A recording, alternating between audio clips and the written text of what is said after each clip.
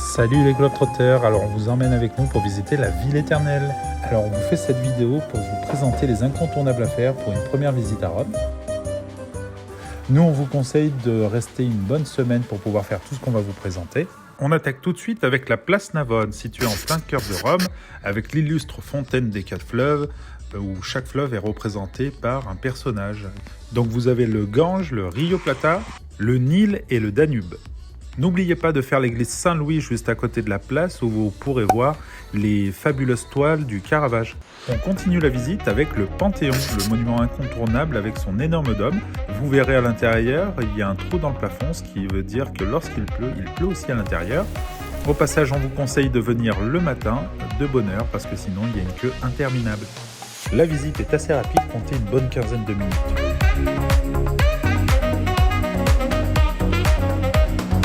Les fameux escaliers espagnols avec sa gondole juste en bas des marches. N'hésitez pas à monter les escaliers, vous aurez une jolie vue sur les petites ruelles de Rome. Tout autour des escaliers, vous retrouverez toutes les boutiques de luxe ou de créateurs. Donc si vous avez un gros budget, vous pourrez vous faire plaisir. Bon, c'était pas notre cas, donc on a juste un petit peu de lèche-vitrine. La place du peuple ou la Piazza Popolo. C'est une immense place qui est pas très loin des escaliers espagnols. Vous pouvez la visiter, elle est surtout piétonne, il y a très peu de voitures et vous avez pu l'apercevoir dans certains films. Toujours sur la Piazza Popolo, contournez-la par la droite et vous aurez accès au Jardin Borghese qui est le prochain site qu'on va vous présenter. L'immense parc Borghese, alors petit tips, prenez votre permis de conduire et vous pourrez louer une petite voiturette pour en faire le tour beaucoup plus rapidement. Vous pourrez également visiter la galerie Borghese où il y a pas mal d'œuvres d'art à voir. Regardez, vous pouvez même faire de la barque en amoureux. Non mais regardez-moi cette vue, c'est pas incroyable? Le musée du Capitole et sa superbe place avec la statue de Marc Aurèle. Alors cette statue n'est qu'une reproduction, l'original se trouvant à l'intérieur du musée. Vous y trouverez aussi à l'intérieur le fameux emblème de Rome, la louve avec Rémus et Romulus. N'hésitez pas à contourner la place et profiter d'une superbe vue sur le Forum et le Colisée. Et l'emblématique bâtiment de Victor Emmanuel II, dont l'entrée est gratuite. En revanche, si vous voulez accéder au rooftop tout en haut du bâtiment, il vous faudra payer les ascenseurs de verre qui se trouvent à l'arrière du bâtiment.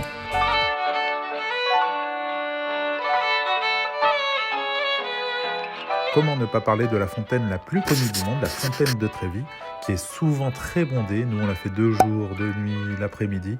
N'hésitez pas à venir le matin si vous voulez la voir pour vous tout seul. Prenez des photos et n'oubliez pas, jetez une pièce à l'intérieur. C'est la promesse de revenir à Rome un jour. I'll be back. Pensez à prendre votre café dans l'un des meilleurs cafés du monde, le café à Tazza d'Oro. Petit tip, si vous prenez le café au bar ou à emporter, il est beaucoup moins cher. Si vous le prenez sur place, vous pourrez profiter de la vie romaine, mais ce sera un petit peu plus cher. Il est juste à 2 pas du Panthéon. Alors là, au bar, on avait pris un latte macchiato, un expresso et un cappuccino, et on en avait eu pour 3,60 €.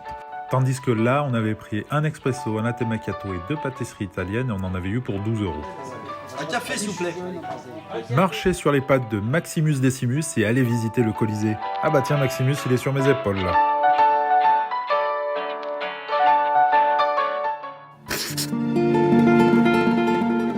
Quand vous prendrez vos billets, n'hésitez pas à prendre aussi les guides audio, ils sont en français et ça vous permet de mieux comprendre le fonctionnement du Colisée. C'est vraiment impressionnant et c'est fou de se dire qu'ils ont construit ça il y a plus de 2000 ans. Juste en face du Colisée, vous retrouverez l'entrée du Forum, on vous l'a indiqué d'une flèche parce que j'avoue, nous on avait un peu pinaillé à la trouver.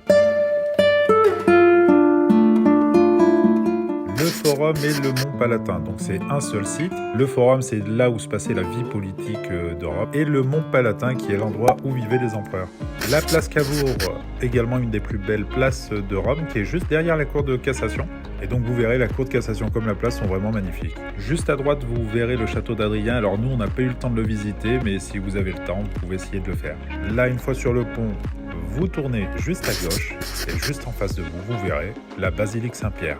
Pour visiter la basilique Saint-Pierre, il y a des portails de sécurité comme dans les aéroports. Vous avez une entrée pour visiter le dôme et ensuite vous pourrez descendre et visiter l'intérieur de la basilique. Musée du Vatican, l'un des plus beaux musées du monde. Alors l'entrée est vraiment indépendante de celle de la basilique. Prenez bien 2h30 pour le visiter. La visite se conclut par la chapelle Sixtine que vous avez ni le droit de photographier ni le droit de filmer. C'est pourquoi nous n'avons pas pu vous montrer des images. La basilique Sainte-Maria Majeure, une des 4 basiliques majeures de Rome avec celle de Saint-Pierre.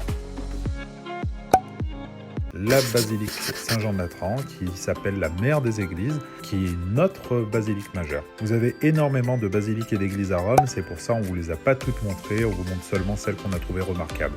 Et enfin, petit bonus, n'oubliez surtout pas la gastronomie italienne.